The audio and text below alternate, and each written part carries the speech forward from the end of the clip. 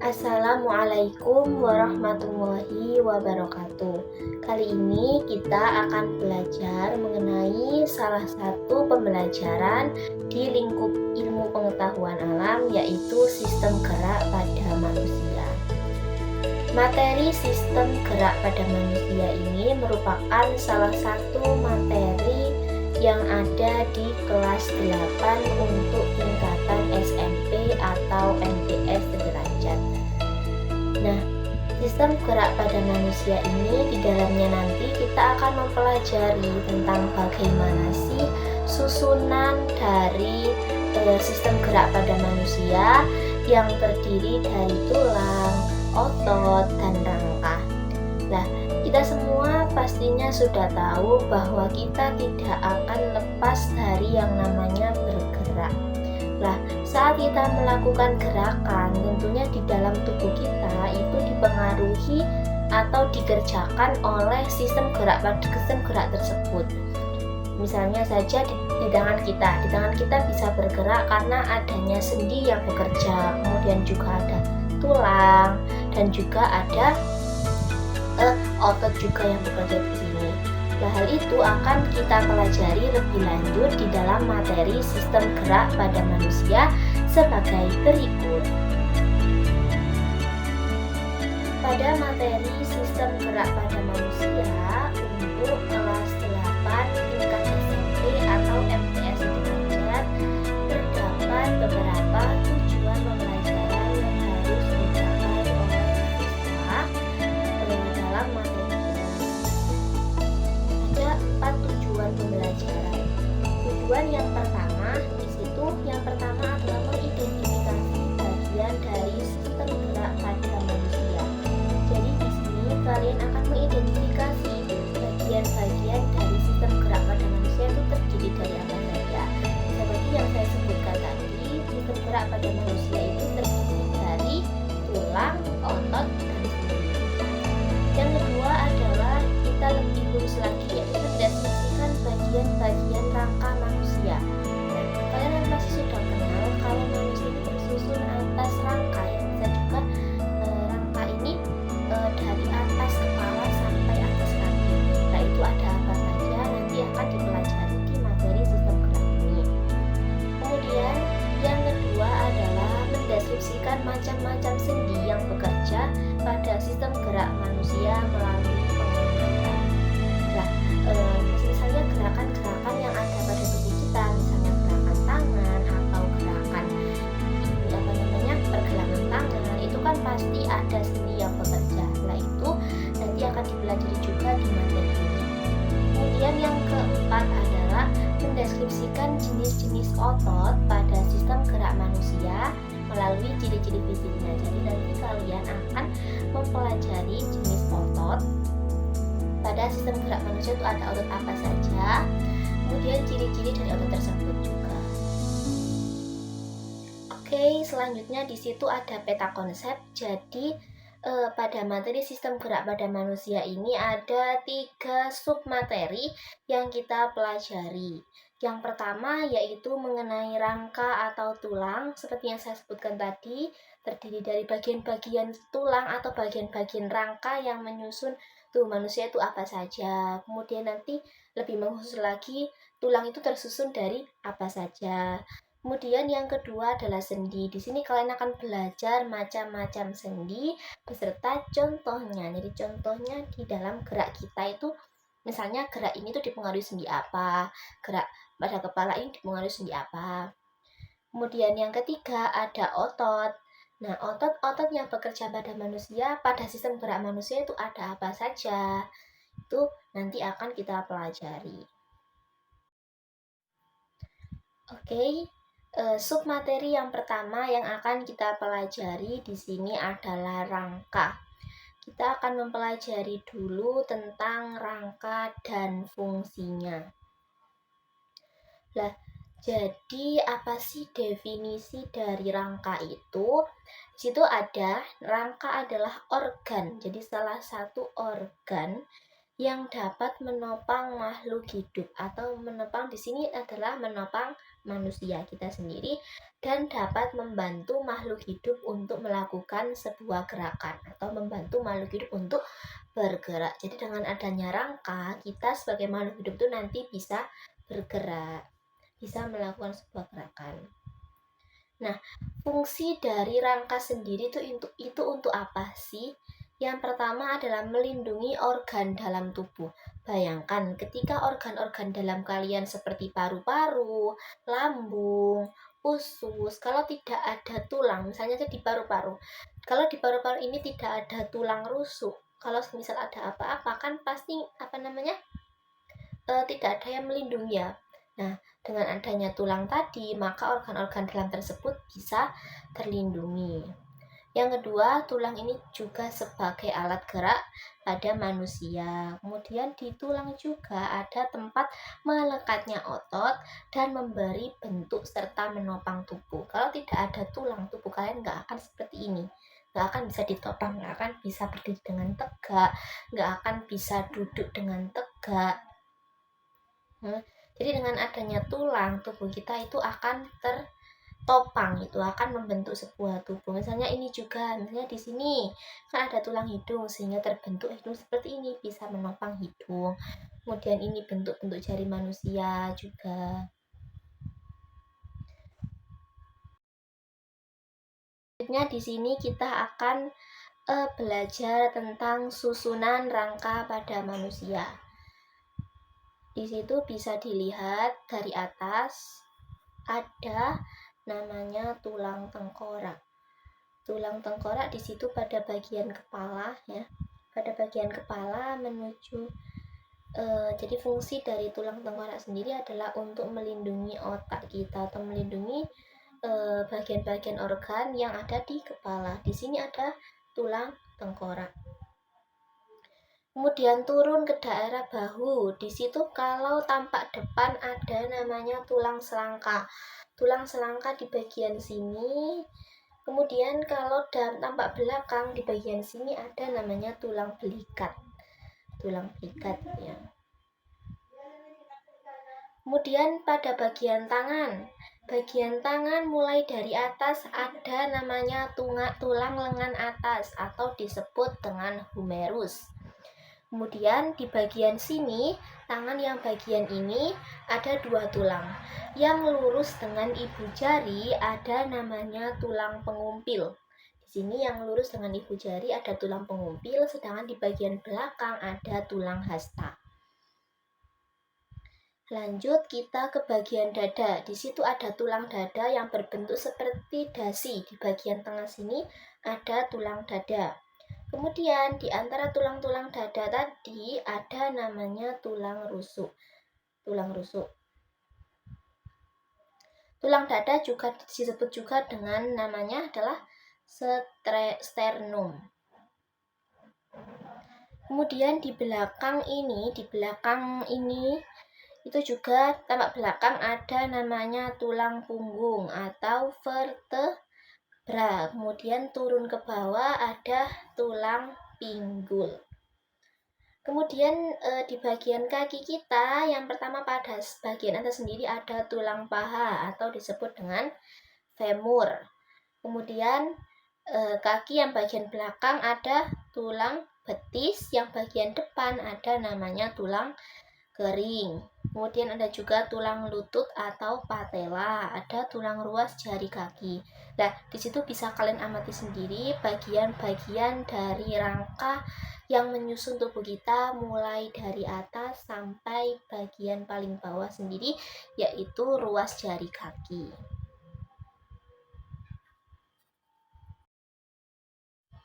Oke, selanjutnya di sini kita akan mempelajari apa saja sih isi dari tulang itu. Di situ bisa dilihat ya pada gambar.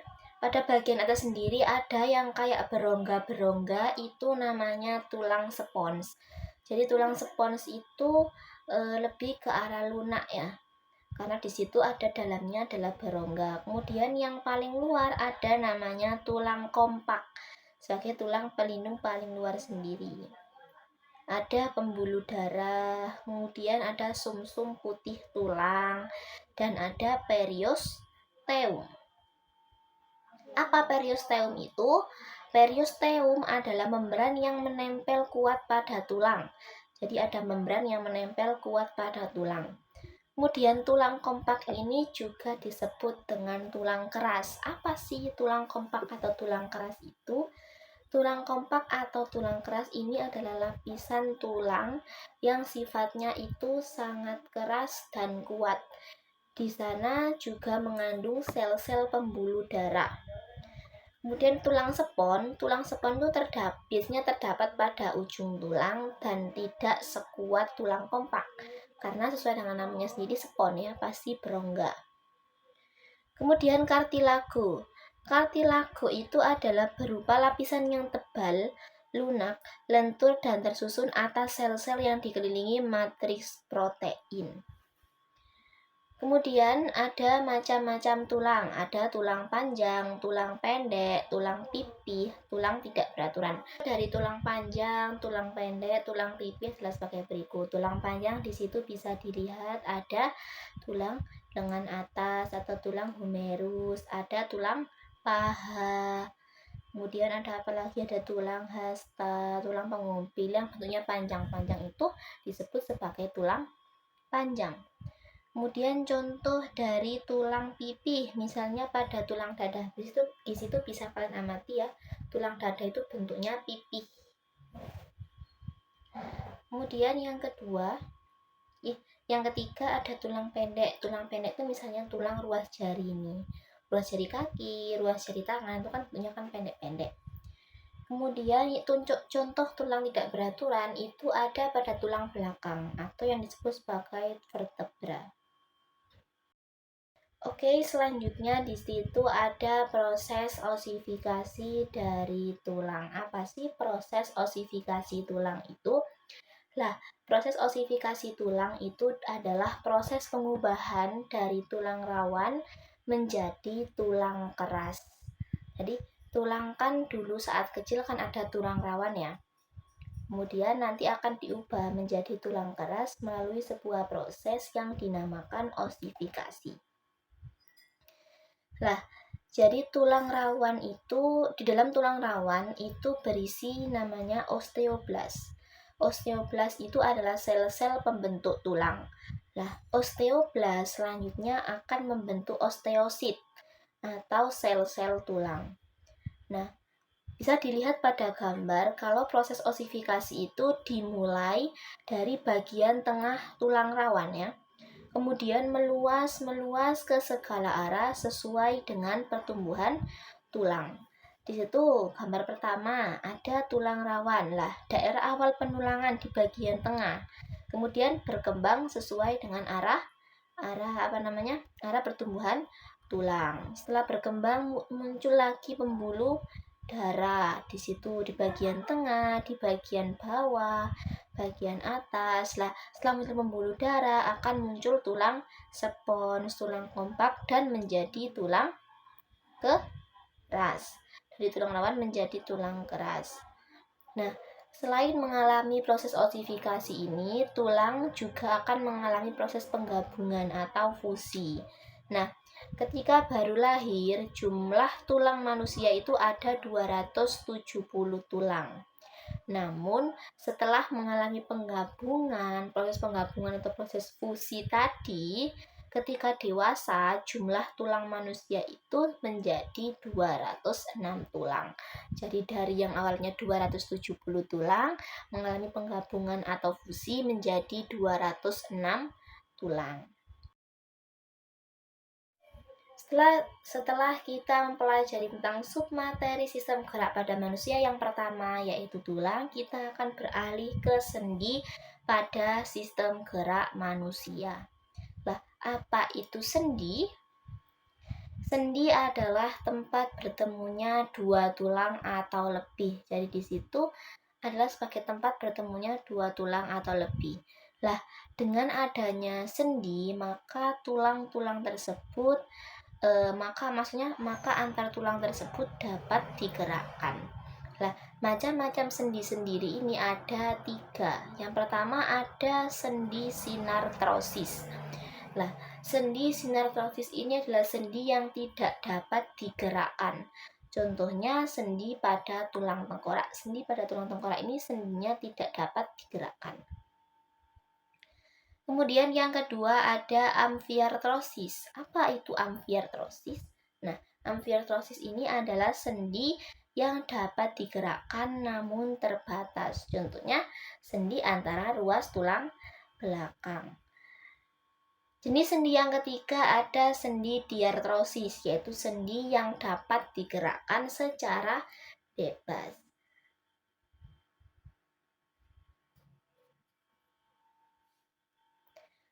Selanjutnya kita akan mempelajari tentang macam-macam sendi diartrosis. Lah, di sini sendi diartrosis ada 5 macam.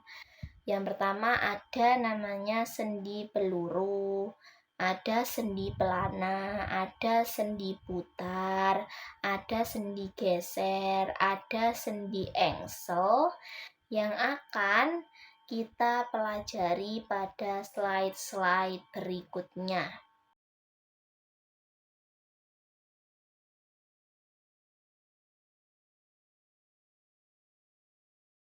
Yang pertama ada namanya sendi peluru.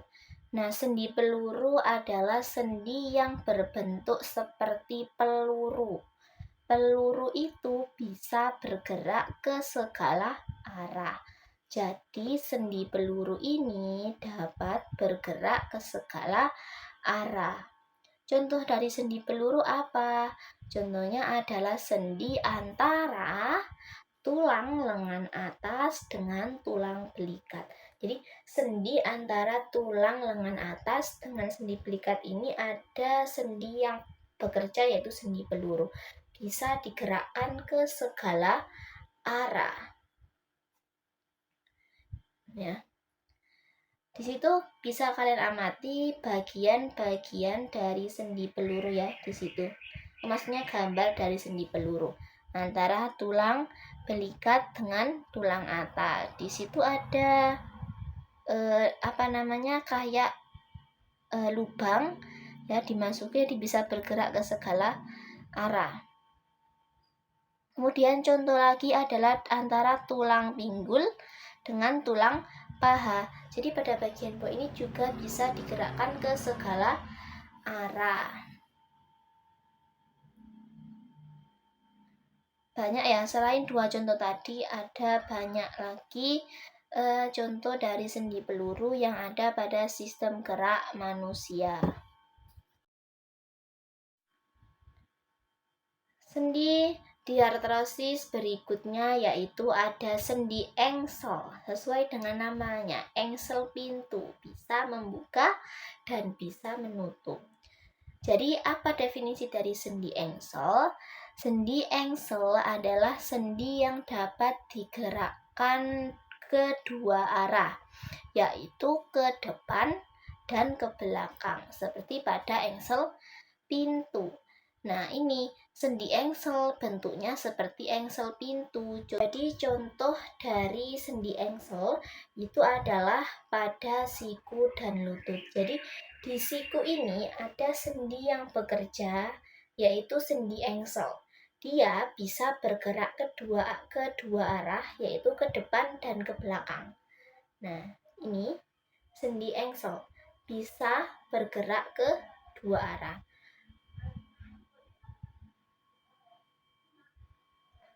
Nah, selain pada siku, juga pada lutut. Lutut kalian bisa menekuk ke depan dan ke belakang. Lah di situ ada sendi yang bekerja, yaitu sendi engsel. Gambar pada sendi engsel. Nah, di situ ada kayak engsel pintu ya, gambarnya yang tidak berwarna, yang abu-abu itu. Jadi bisa kayak gini. Membuka, menutup, membuka, menutup. Di sini ada yang bekerja, soalnya ada sendi engsel antara tulang lengan atas atau tulang humerus dengan tulang pengumpil. Nah,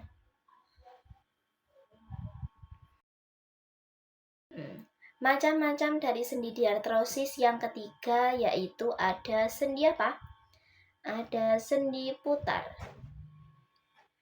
Sendi putar yaitu sendi sesuai dengan namanya ya, sendi yang salah satunya dapat berputar pada tulang yang lain sebagai porosnya. Contohnya pada apa? Sendi putar. Contohnya pada tulang leher di sini dengan tulang tengkor. Di sini kalian bisa memutar ya. Gambarnya di situ ada tulang atlas dengan tulang aksis. Bentuknya jadi ini bisa berputar di sini.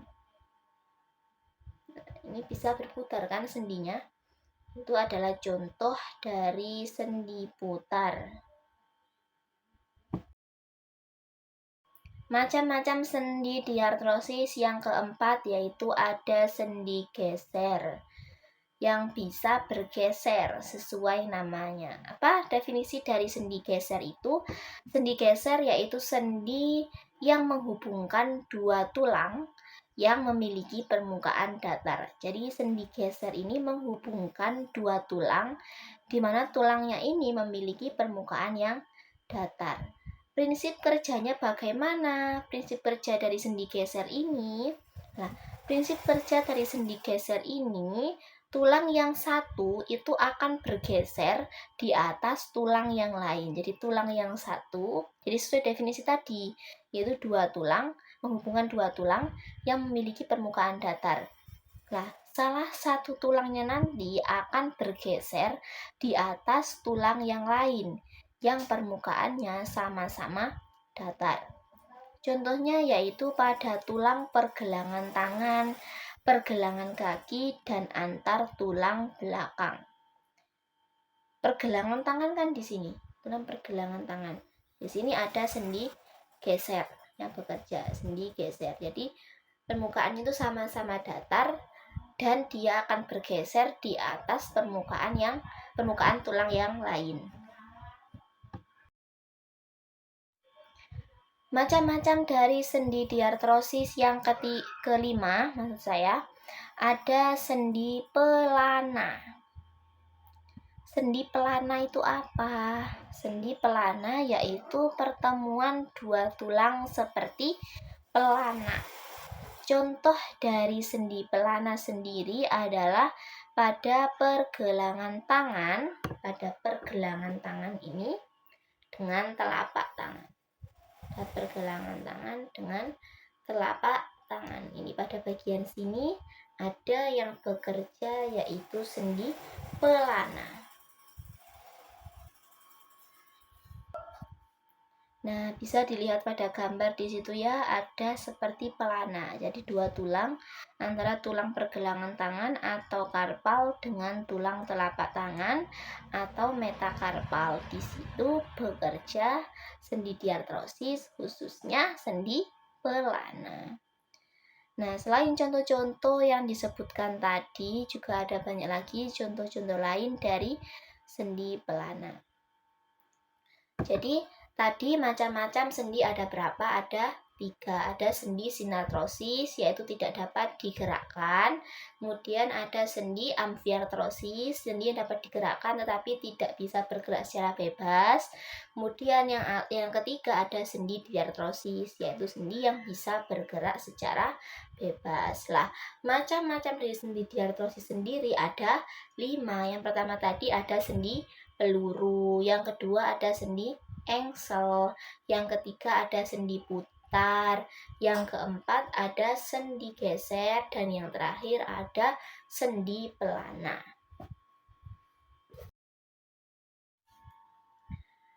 Oke, setelah kita belajar susunan dari sistem gerak pada manusia, ada tulang, ada sendi, kita beralih ke otot.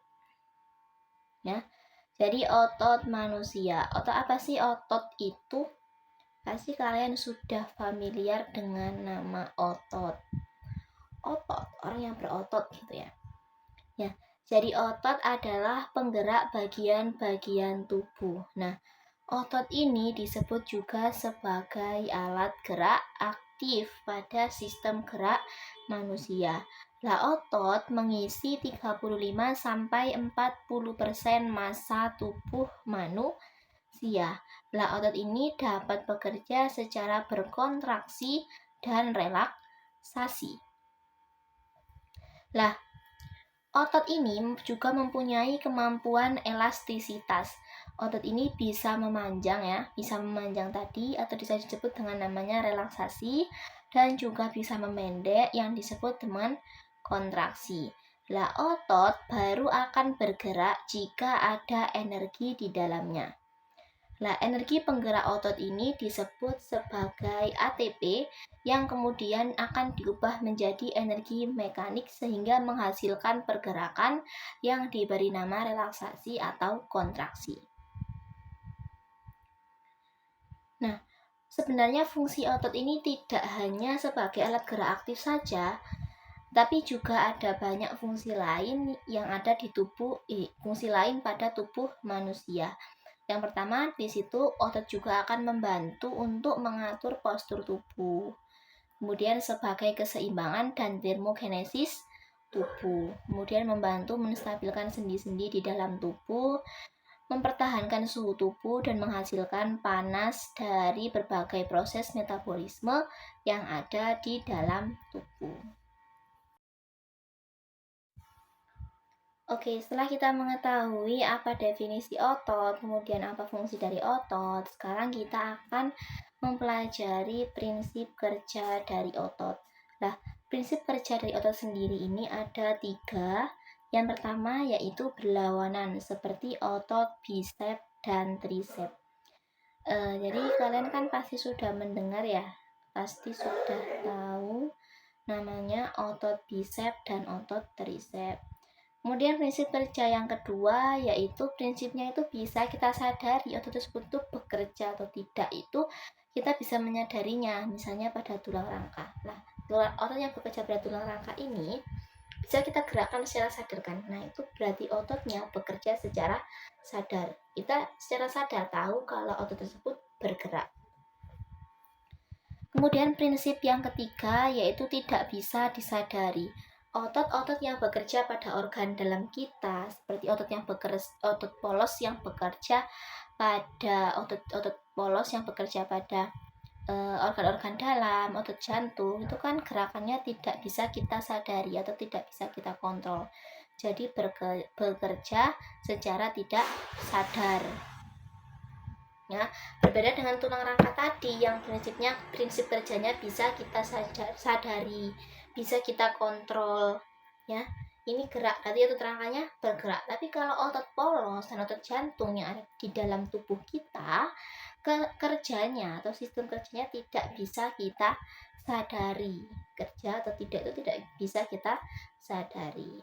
Itu adalah macam-macam prinsip kerja dari otot. Setelah kita tahu prinsip-prinsip kerja dari otot, kita akan membahas mengenai salah satu prinsip kerja yang pertama tadi, yaitu prinsip kerja antara otot trisep dan otot bisep. Jadi bisep dan trisep. Nah, otot bisep dan otot trisep ini adalah dua otot yang menggerakkan lengan di sini. Di sini ada otot bisep dan ada otot trisep. Nah, bisep dan trisep ini merupakan otot memiliki peranan yang berbeda dan bekerja secara berlawanan. Jadi di sini kerjanya antara kedua otot tersebut itu bekerja secara berlawanan. Nah, bisep adalah otot yang terletak pada bagian depan lengan atas. Dia terletak pada bagian lengan. Kata B dalam bisep ini menunjukkan bahwa di situ ada dua bandel otot. Nah, bisep ini termasuk ke dalam jenis otot lurik. Nah, karena permukaannya itu tampak seperti garis-garis melintang yang melewati serabut otot.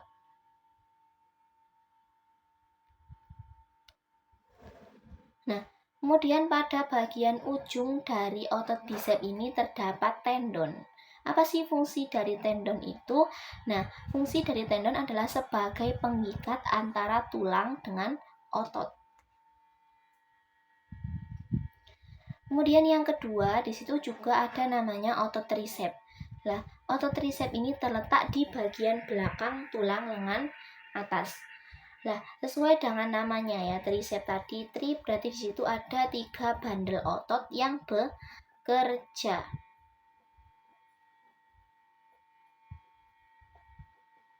Nah, prinsip kerja antara otot bisep dan otot tricep ini itu juga disebut sebagai berlawanan sebagai otot agonis dan otot antagonis.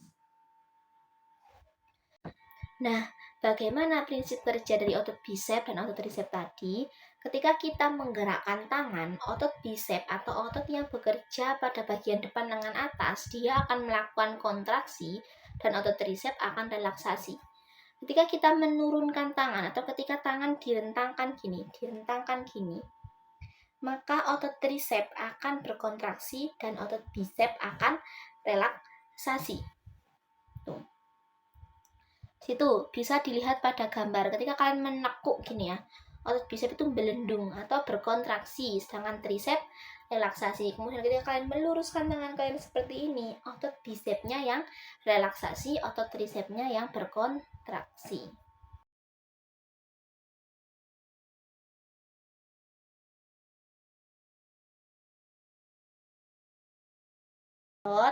Ada cardiac muscle. Nah, cardiac ini disebut sebagai otot jantung, kemudian skeletal muscle sebagai otot rangka, dan smooth muscle sebagai otot polos.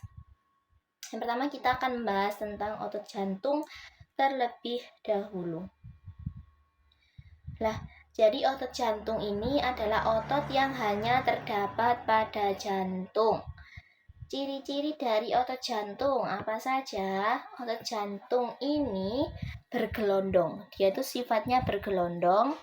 Kemudian inti selnya berada di tengah-tengah. Di situ kan berada di tengah ya, yang warna biru itu inti selnya berada di tengah. Kemudian bentuknya kan bergelondong. Kemudian berkontraksi secara cepat dan berirama. Oke, yang kedua setelah otot jantung kita beralih ke otot luri. Lah, otot luri itu apa? Otot luri adalah otot yang jumlahnya paling banyak terdapat di dalam tubuh. Hampir semua tubuh kita ini ada otot luri yang bekerja. Nah, ciri-ciri dari otot luri sendiri adalah dia itu melekat pada tulang. Kemudian sel-sel ototnya bergaris-garis melintang, kemudian cara bekerjanya adalah cepat berkontraksi dan juga cepat lelah. Nah, otot rangka ini melekat pada tulang dengan perantara tendon. Nah, contoh penggunaan dari otot rangka sendiri adalah ketika kita berjalan, ketika kita berlari dan beraktivitas lain di bawah kesadaran kita. Ya. Tuh, bisa kalian amati pada gambar otot lurik. Di situ gambarnya bagaimana? Ciri-ciri yang bisa kita lihat dari gambar, dia berbentuk ke londong, kemudian inti selnya juga di tengah, gitu ya, banyak di tengah. Yang terakhir kita akan mempelajari tentang otot polos. Otot polos ini terdapat pada organ-organ dalam, misalnya terdapat pada dinding lambung, usus halus, rahim, dan organ dalam lainnya. Nah, ciri-cirinya di sini berbentuk gelondong, kemudian memiliki inti pada tiap selnya, berkontraksi dan relaksasi secara lambat dan tidak mudah lelah. Ya, di situ gambarnya, di situ inti selnya itu di tengah ya. Kalau tadi rangka di pinggir-pinggir, kalau otot polos ada di tengah inti selnya. Oke, yang terakhir, jadi itu adalah macam-macam dari otot. Ada apa saja tadi? Ada otot jantung, ada otot luri, dan juga ada otot polos. Nah, setelah kita mempelajari sistem gerak pada manusia yang terdiri dari tulang, sendi, dan otot, kita bisa berlatih melalui LKPD. Sekian materi yang bisa saya jelaskan. Sampai bertemu selanjutnya. Wassalamualaikum warahmatullahi wabarakatuh.